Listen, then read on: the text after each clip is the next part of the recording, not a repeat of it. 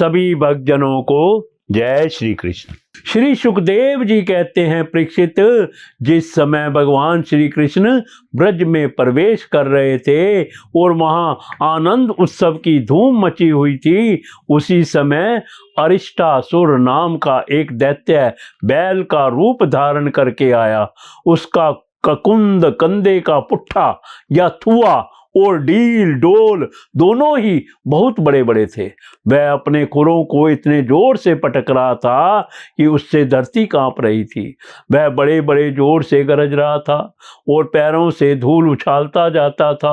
पूंछ खड़ी किए हुए था और सिंगों से चार दीवारी, खेतों की मेंढ आदि तोड़ता जाता था। बीच बीच में बार बार मूतता और गोबर छोड़ता जाता था। आंखें फाड़कर इधर उधर दौड़ रहा था। परीक्षित, उसके जोर से हंकड़ने से, निष्ठुर गर्जना से भयवश स्त्रियों और गौओं के 3-4 महीने के गर्भ स्रवित हो जाते थे और 5-6 महीने के गिर जाते थे। और तो क्या कहूं, उसके कक्कू को पर्वत समझकर बादल उस पर आकर ठहर जाते थे। परीक्षित, उस तीखे सींग वाले बैल को देखकर गोपियां और गोप सभी भयभीत हो गए। पशु तो इतने डर गए कि अपने रहने का स्थान छोड़कर भाग ही गए। उस समय सभी ब्रजवासी श्री कृष्ण हमें इस भय से बचाओ, इस प्रकार पुकारते हुए भगवान श्री कृष्ण की शरण में आए। भगवान ने देखा हमारा गोकुल अत्यंत भयातुर हो रहा है, तब उन्होंने डरने की कोई बात नहीं है यह कहकर सबको ढांढस बंधाया और फिर वृषासुर को ललकारा। अरे मूर्ख, महादुष्ट, तू इन गौओं और ग्वालों को क्यों डरा रहा है?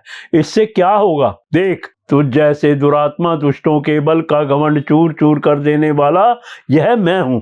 इस प्रकार ललकार कर भगवान ने ताल ठोंकी और उसे क्रोधित करने के लिए वे अपने एक सखा के गले में बांह डालकर खड़े हो गए। भगवान श्री कृष्ण की इस चुनौती से वह क्रोध के मारे तिलमिला उठा और अपने खुरों से बड़े जोर से धरती खोदता हुआ श्री कृष्ण की ओर झपटा। उस समय उसकी उठाई हुई पूंछ के धक्के से आकाश के बादल तितर बितर होने लगे। उसने अपने तीखे सींग आगे कर लिए, लाल लाल आंखों से टकटकी लगाकर श्री कृष्ण की ओर टेढ़ी हो भगवान श्री कृष्ण ने अपनी दोनों हाथों से एक हाथी अपने से भिड़ने वाले दूसरे हाथी को पीछे हटा देता है, वैसा ही उन्होंने उसे 18 पग पीछे ठेल कर गिरा दिया। भगवान के इस प्रकार ठेल देने पर वह फिर तुरंत ही उठ खड़ा हुआ और क्रोध से अचेत होकर लंबी लंबी सांस छोड़ता हुआ फिर उन पर झपटा। उस नजर से देखता हुआ वह उन पर इतने वेग से या मानो समय उसका सारा शरीर पसीने से लथपथ हो रहा था। भगवान ने जब देखा कि वह अब मुझ पर प्रहार करना ही चाहता है, तब उन्होंने उसके सींग पकड़ लिए और उसे लात मारकर जमीन पर गिरा दिया और फिर पैरों से दबाकर इस प्रकार उसका कचुम्बर निकाला जैसे कोई गीला कपड़ा निचोड़ रहा हो। इसके बाद उसी का सींग उखाड़ कर उसको खूब पीटा, जिससे वह पड़ा ही रह गया। परीक्षित, इस प्रकार वह दैत्य मुंह से खून उगलता हुआ और गोबर मूत करता हुआ पैर पटकने लगा।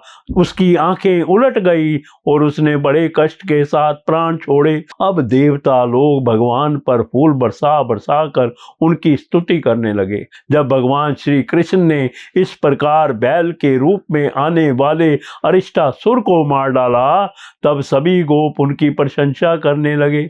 उन्होंने बलराम जी के साथ गोष्ठ में प्रवेश किया और उन्हें देख देख कर गोपियों के नयन मन आनंद से भर गए। परीक्षित, भगवान की लीला अत्यंत अद्भुत है। इधर जब उन्होंने अरिष्टासुर को मार डाला, तब भगवानमय नारद, जो लोगों को शीघ्र से शीघ्र भगवान का दर्शन कराते रहते हैं, कंस के पास पहुंचे। उन्होंने उससे कहा, कंस, जो कन्या तुम्हारे हाथ से छूटकर आकाश में चली मारी गई वह तो यशोदा की पुत्री थी, और ब्रज में जो कृष्ण हैं वे देवकी के पुत्र हैं, वहां जो बलराम जी हैं वे रोहिणी के पुत्र हैं। वसुदेव ने तुमसे डरकर अपने मित्र नंद के पास उन दोनों को रख दिया है, उन्होंने ही तुम्हारे अनुचर दैत्यों का वध किया है। यह बात सुनते ही कंस की एक एक इंद्रियां क्रोध के मारे कांप उठी।